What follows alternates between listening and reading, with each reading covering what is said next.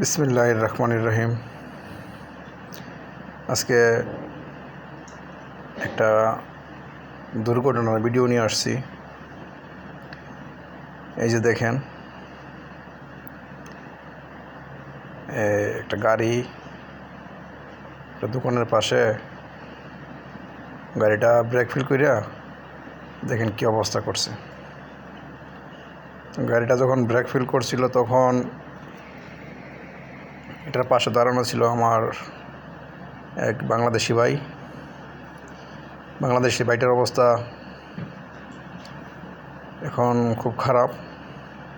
Accident করার পরে অবস্থা খুব খারাপ। এই যে দেখেন, আমি এখন রক্তগুলো দেখাইতেছি, দেখেন। তাই যারা প্রবাসে সাইকেল চালান একটু সাবধানে সাইকেল চালাবেন। ওকে, সবার জন্য দোয়া করি, সবাই আমার জন্য দোয়া করবেন। আসসালামু আলাইকুম।